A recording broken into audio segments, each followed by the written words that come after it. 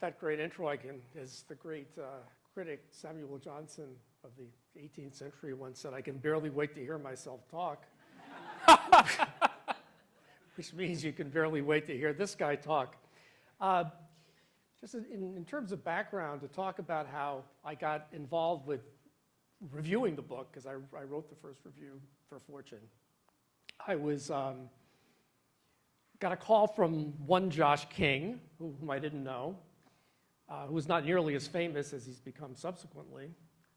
And he had read a story that I had written that I was very proud of about the founder of a electronic trading company who was formerly a big-time trader with Goldman Sachs. And the whole idea of the new company was to outfox the kind of telephone-based traders from Goldman Sachs and turn all their tricks against them and invent these systems that would make it impossible to kind of guess if someone's calling, what side they're on or what they're representing, and reduce transactions costs tremendously. So because this trader, former Goldman trader, was so open, I wrote this extremely long story because on the web you can write as many words as you want, right? And it was unbelievably detailed. It went through all these strategies about how someone would call him and try to sell him Home Depot stock. And he said he didn't want it, but he'd know that it was being sold, so they'd short it right away, and they'd get in and make a profit before this guy was able to sell it. And it was much more detailed than that. It was just this tremendous amount of gaming, and this story went on for like 5,000 words. Nobody read this story except for Josh King. So Josh called me and he said, geez, that story is so fascinating, these ins and outs. And he had a story for me. So I came and we went through it together. The story was very successful. In fact, one of the users of a product that Josh was involved with was Angelo Vivolo, who has a restaurant. I don't know if anyone has ever been there on the Upper East Side. Wonderful gentleman. And we went there for dinner. We watched this product being used. He wouldn't let me pay or use the product, but otherwise it was fine. And or ever any time since, in fact. But Angelo Vivolo turned out to be the waiter for the Pope when he was in New York, served the Pope. So as a knockoff advantage of working with Josh, I was able to do a story about the Pope's waiter, which got like 300,000, which is 299,000 more than the detailed story about the trader got. So I read both stories. Both stories. So anyway, so Josh then gave me a galley copy, full of typos, by the way, of the book, and because I liked him and thought that the idea of the book was interesting, I said, I'll review the book. So it just so happened I was leaving the next day to go to Saudi Arabia. So I opened the book, and by the time I arrived in Riyadh, which is 18 hours later, I had barely gotten to the point where Dukakis gets out of the tank, which you'll hear about later, which is like 200 pages. And frankly, I could not put this book down. I thought this was the most amazing dissection and analysis of a whole subculture, political subculture I didn't know anything about, that's unbelievably important, that has aspects of Hollywood, of spectacle, of stagecraft, and the ability or the dangers of making errors that can permanently scar or permanently elevate a campaign and make or break political careers. And a lot of times it's really not the candidate's fault. It's really in the hands of the stage managers, of which Josh was one. So I was incredibly impressed by the book. I think that did I write the first review? You did. You did the first, the best, and the longest. Yeah, it was by far the longest. I have a lot of issues writing short, but anyway, the book is absolutely terrific. I read it on the way back as well. I was so impressed that Josh didn't try to use a lot of gossip, inside gossip about his years in the White House, but the portraits of the people, the writing, which reminded me of the great journalist John McPhee, who's a great New Yorker writer. It was of that quality. And the more I read it, the jealouser and jealouser I got, because he writes a lot better than the prose, of which I try to be one. So anyway, now that he's going to be famous, I hope he's not going to be impossible, because from what I've heard, there were only half a dozen people who weren't totally amazed by your success. Your boss, your assistant, your parents, and you. Yeah. Is that correct? Yeah, okay. so far.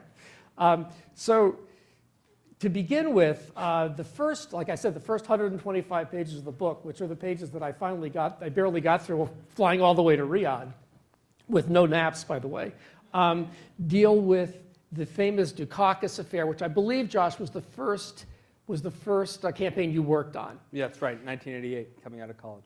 And so basically, and if you want to point out, Josh, that all of this, the detail comes from your own personal experiences and a lot of the people involved who made this horrible mistake, whom you interviewed subsequently, and have a lot of perspective on what went wrong. So can you talk about how he ever got talked into that disastrous video, or that photo op that wrecked his campaign? Well, first, Shawn, thank you so much for all those comments, and for spending so much time on the flight to Riyadh when you could have been watching all those fabulous movies, reading my typo-ridden manuscript. I'll just pause briefly to introduce my editor and publisher, Karen Wolney of St. Martin's Press.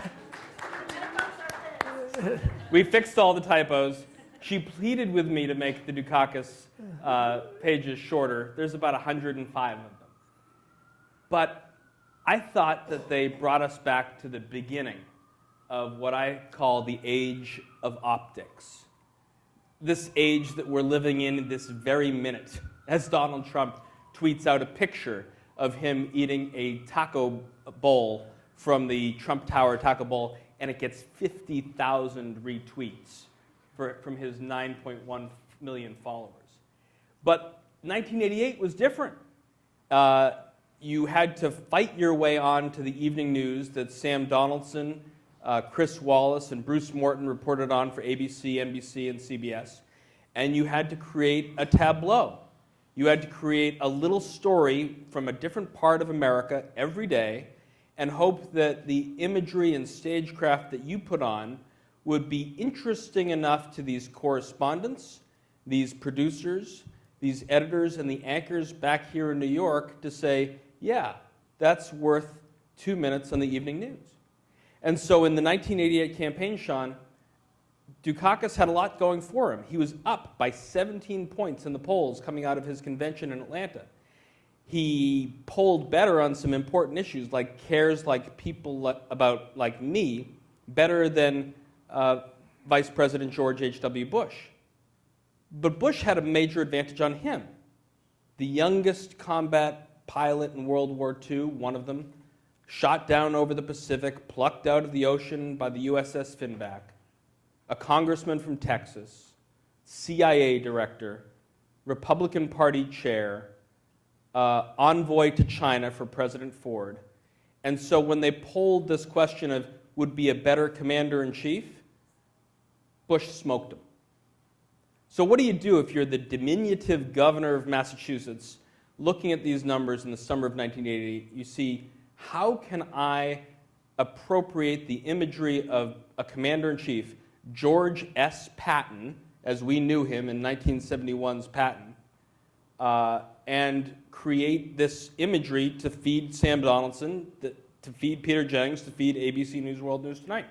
So they go to Sterling Heights, Michigan, where General Dynamics Land Systems had its facility, and they said, would you mind if the governor rode around in an M1A1 Abrams main battle tank, all 70,000 pounds of it, at 45 miles an hour? And they thought, boy, this is a great idea, isn't it? And it happens on September 13th, 1988, after 5 days of advance work, by a guy that I know very well named Matt Bennett. And 25 years later, after an event that was called the worst political event in history, I'm at a bar on the West Side with Matt, 2012. I said, Matt, tell me this story one more time. I'm just fascinated by it. And he says, I can do one better, Josh. I have a journal that I kept, 1988. Put it away. Haven't looked at it in 25 years. Happy to give it to you. See what you think. For me, it brought back so many memories of being a young man coming out of college doing the same thing, of how this age of optics really got going in the first place, that informed what happened in 92, 96, 2000, 2004, 2008, 2012, and now in 2016.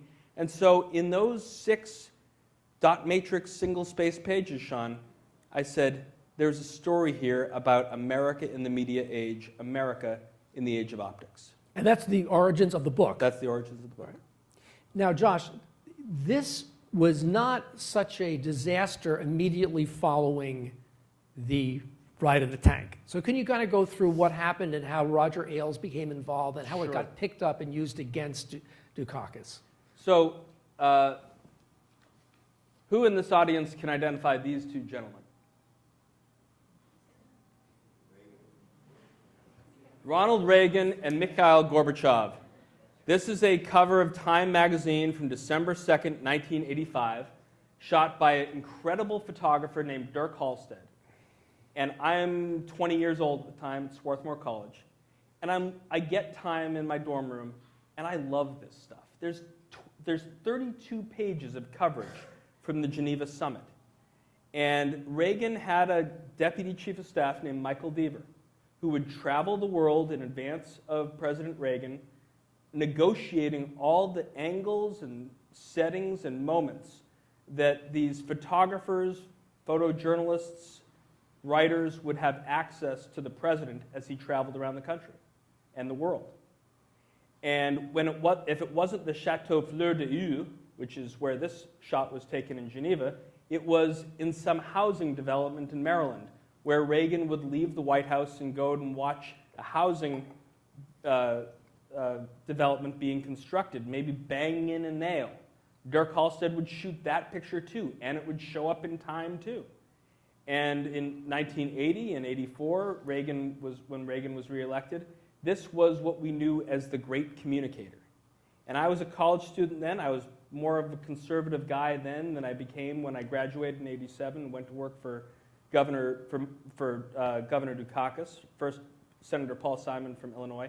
But what the producers and correspondents wanted out of these events was these moments of video, what we call B-roll, what we call sound bites, to be able to craft this story that Donaldson or Morton or Wallace would tell every evening.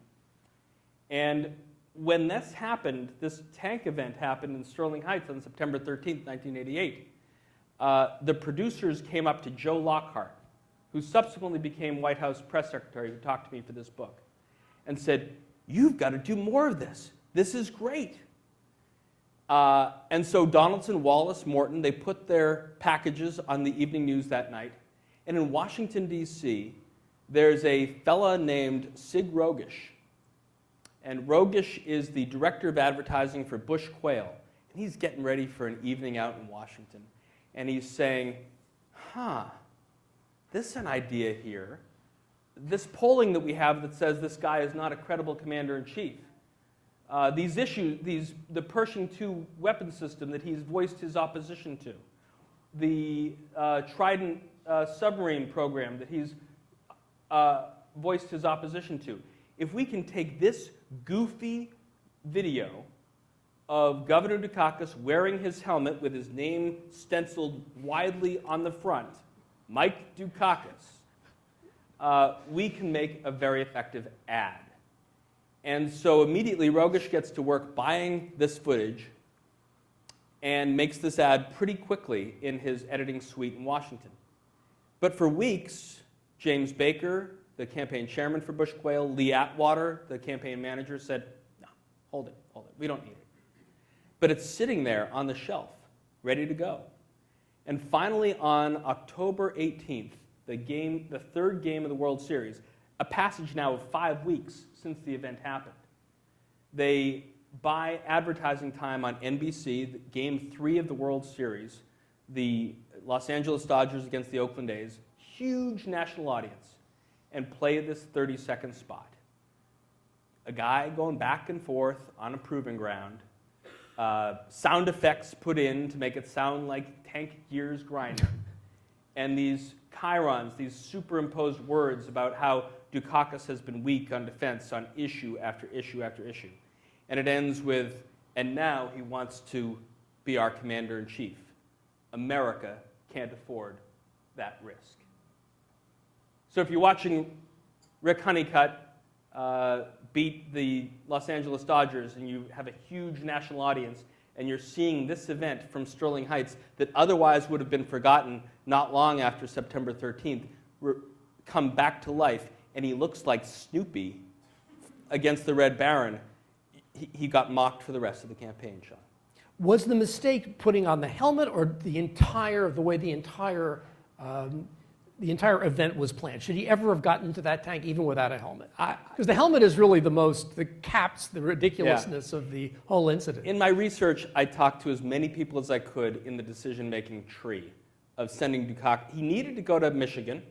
It had 20 electoral votes at stake. If he couldn't carry Michigan, specifically this part of suburban Detroit called Macomb County, who voted for Democrats forever until Ronald Reagan beat Jimmy Carter and Walter Mondale.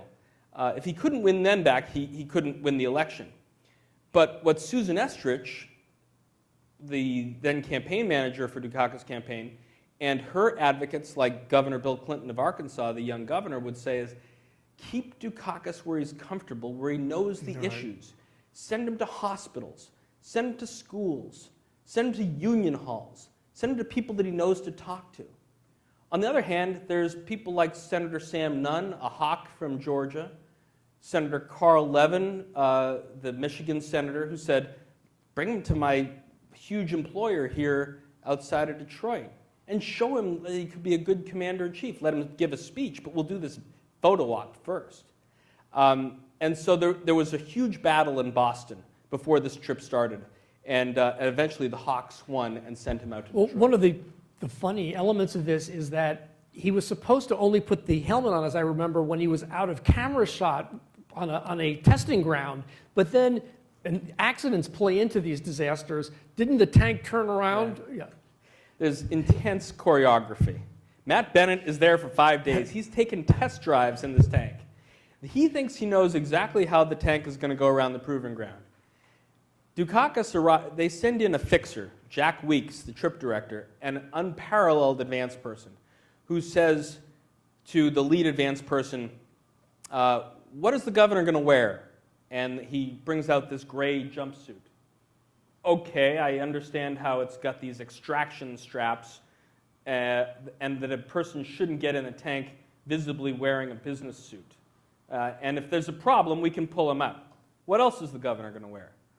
Well, Jack, he's got to wear this helmet, both because any guy riding around with his torso exposed at 45 miles an hour doing S-turns, U-turns, and exposing himself to significant G-forces as the tank goes hither and yon needs to be protected, but also for communications, so he can hear what his wing person, Gordon England, who eventually became the Secretary of the Navy, would tell him about the tank's characteristics.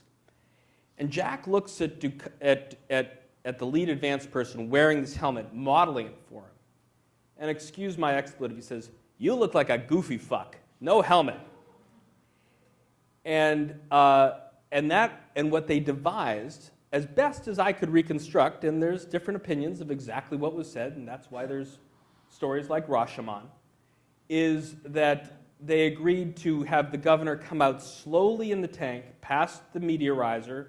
He came out of a large metal hangar, and he would pose for this photo op. And it was shot by this guy named Arthur Grace. The picture is in the book. And he looks, well... No helmet. No helmet. Okay. No helmet. He looks not quite like Patton, because the M60 Sherman tank was a lot smaller, and George C. Scott was a lot bigger than Dukakis. That fit. But he looked okay. And then the tank goes for its ride, starts to go at full speed, goes to the very far end of the proving ground, and by the time the tank comes back for a pass next to the pressurizer, which according to many observers was never supposed to happen, he's wearing the helmet. And he comes as close as, and the tank comes as close as I am to you. It's got a 105 millimeter cannon on the front of it. And the tank is barreling forward toward you at 45 miles an hour. It makes a sharp left turn, almost decapitating all of the photographers who are in the front row.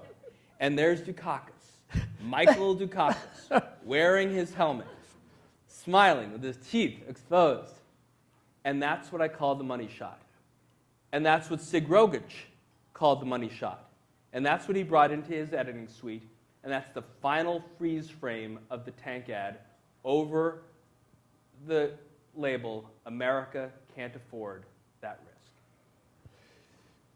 We move on to another famous disaster, which is George H.W. Bush's encounter with a supermarket scanner, which I always thought actually happened in a supermarket and proved he didn't know what a scanner was, that he was out of touch. And that's not at all what happened. And in fact, the whole report was kind of a coincidence, and maybe it didn't prove he was out of touch, but it played into a narrative that he was a rich guy who really didn't understand the problems of middle-class Americans. Can you talk about what happened and how that story from one reporter got picked up just by chance? Yeah, so we could do a poll right now of who are Democrats and who are Republicans. We don't have to, but I was a Democrat at the time in January of 1992. I certainly wanted Governor Clinton to win the election. But going back to George Bush and his wife Barbara, who saw their home get completely obliterated by the perfect storm in 1991 in Kennebunkport, Maine, I thought that, well, he might have some awkward tendencies, and these have been brought out well in John Meacham's recent book, great book. But he was also a loving father, a great husband, certainly a wonderful and widely decorated servant to the nation. And so I thought he kind of got a bum deal when Newsweek ran their cover story, Bush, the Wimp Factor, in the fall of 1991. And then in January of 92, some might recall that he goes to Japan and he's feeling sick, and he actually vomits in the lap of the Japanese Prime Minister Kiichi Miyazawa.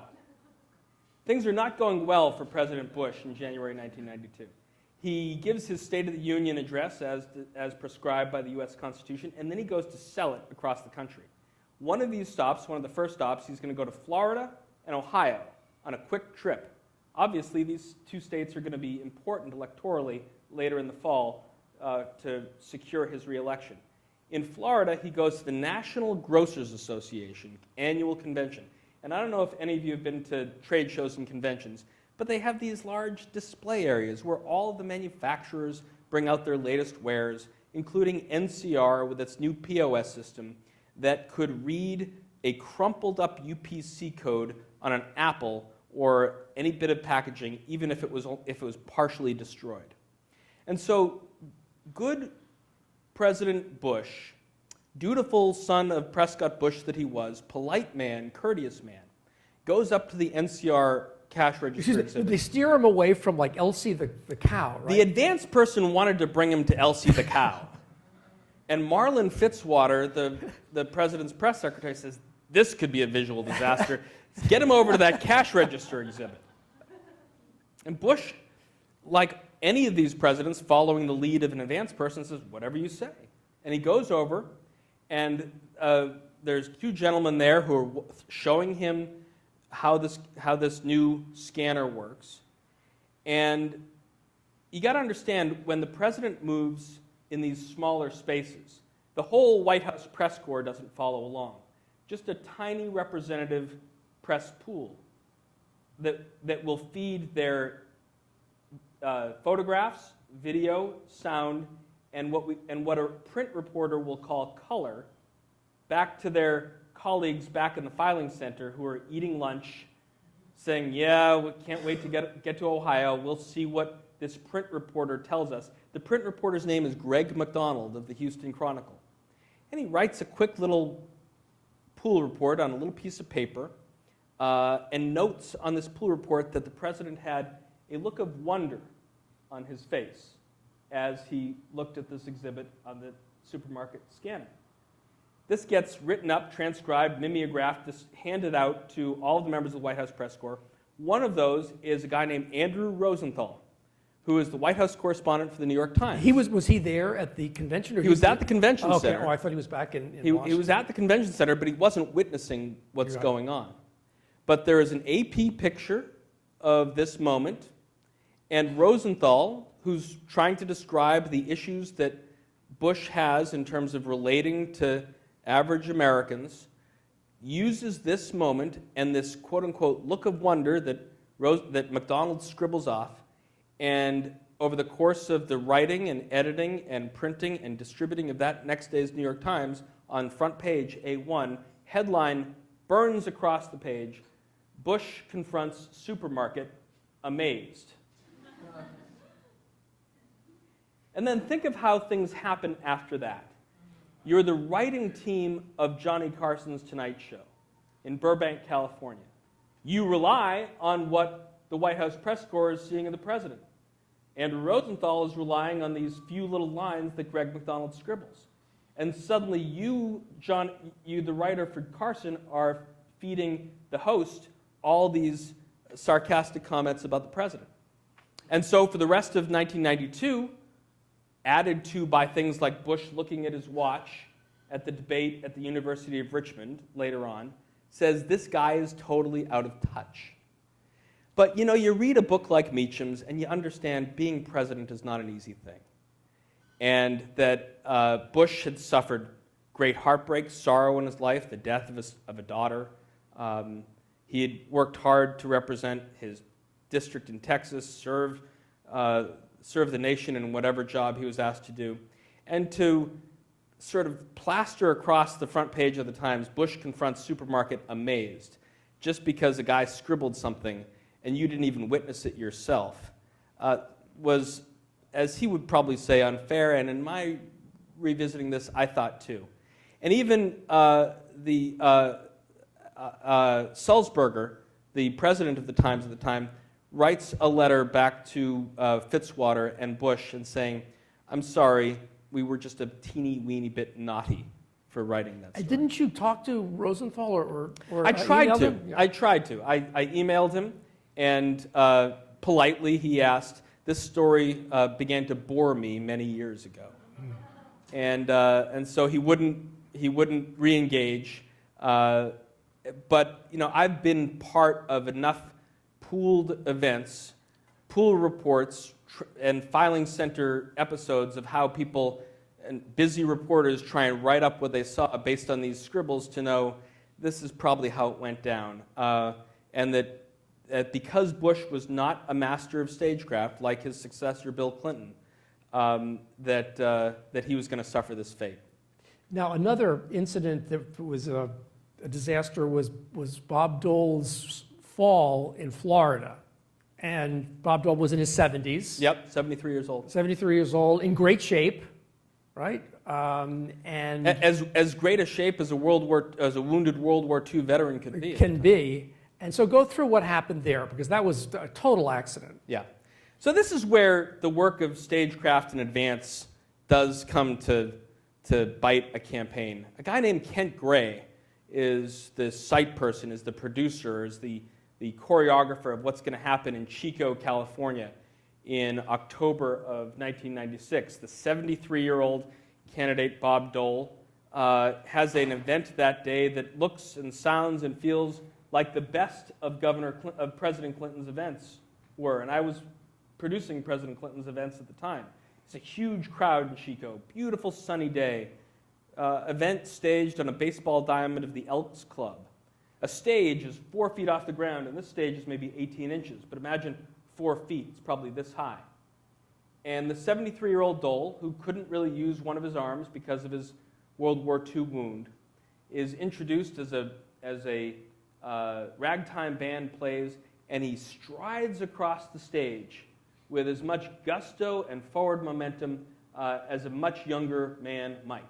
Sees a young boy right in front of him, 4 feet down, and reaches over and tries to grab the boy's hand with his good hand and tries to leverage his thigh against this beautiful white balustrade. It looked like right out of Tom Sawyer. But the advanced person, Kent, who regrets this moment to this very day, and I talked to him, didn't nail down the balustrade. And so Dole reaches over, he can't really use this arm, and plummets 4 feet down into a well of photographers. And if you are a photographer or an editor, forget anything else that happened that day. You want the picture of this guy grimacing in pain on his back like a turtle flipped over who can't right himself. And that was on the front page of every newspaper around the world the next day. And you know what, Shawn? It fit with this narrative that this 73-year-old man, as distinguished as he was, as much gravitas as he had, as much service as he had rendered to the nation, was too old to be president. Now, there was a less remembered, interesting incident that apparently framed Al Gore's attitude toward the press for a long time that happened on the New Hampshire-Vermont border involving a canoe trip that was supposed one of the early moves to emphasize his importance as a crusader for green energy and for ecological missions. And so go through that, and it was embarrassing, but he got over it, but then it had lasting scars on his views toward the press. Right. It's June 1999. Gore, the environmentalist, wants to distinguish himself against Bill Bradley, who, like Bernie Sanders now, was giving the presumed frontrunner a run for his money, and thinks that if he can only go canoeing down the Connecticut River with Governor Jeanne Shaheen of New Hampshire, that this will be a beautiful photo op for the front page of the Manchester Union Leader or the Concord Monitor, showing him cruising down in this bucolic summer day in New Hampshire between Vermont. Now, there's a problem. There's an unprecedented drought in the northeast United States. The Connecticut River, which usually flows nice and swiftly, is showing sandbars at the bottom. But this event has been announced. Gore will be canoeing. And what would the optics be if he hit a sandbar and got stuck? So the commission that oversaw the river mentions to the advance team, 10 miles upstream, we have a dam. It's called the Wilder Dam. And once a day, we release thousands of gallons of water to run hydroelectric turbines that power the businesses and towns down in the valley. We could just change the time of this water release. And those tens of thousands, and as it was described, millions and billions of gallons of water could raise the water level a foot so that the vice president can have an undisturbed visit down the river.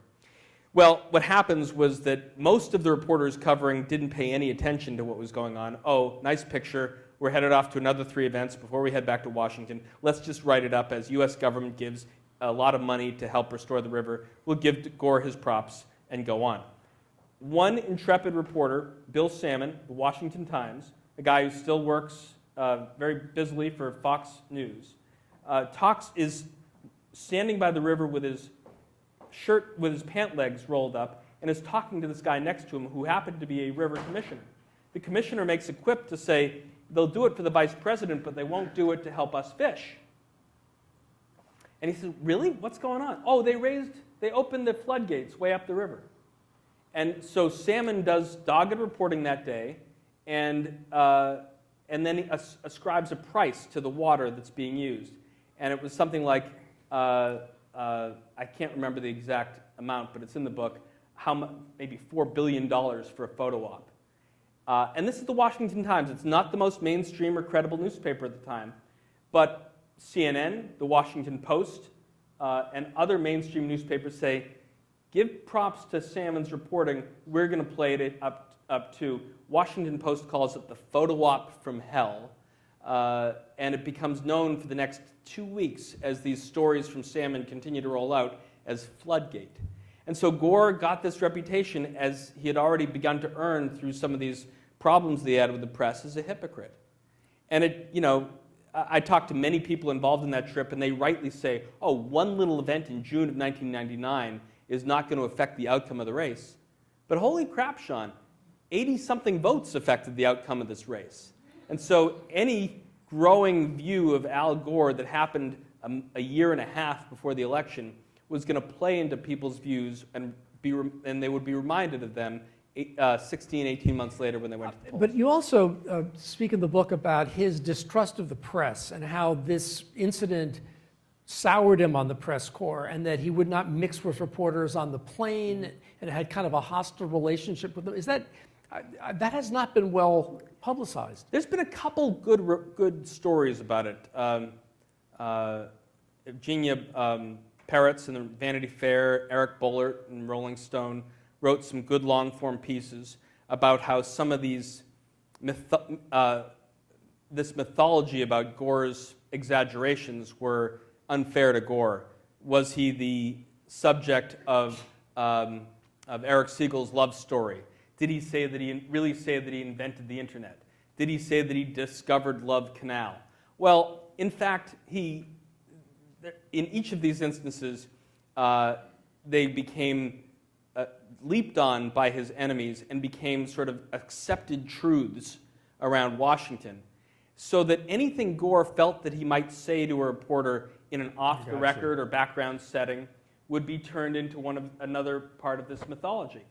And so while the reporters traveling that summer with the new bright shiny object, Governor George W. Bush of Texas, would enjoy having off-the-record banter with the governor on his campaign plane or in the hotel, there was really a Chinese wall between Vice President Gore and those that followed, and he couldn't build this relationship to try and push back against some of this mythology that was building against him. And so for most of the campaign, several people told me, and it's been well reported, there wasn't a lot of this off-the-record relationship-building communication that if Hillary Clinton and Donald Trump are wise, they will figure out how to do over the next few months. How much did that hurt Gore?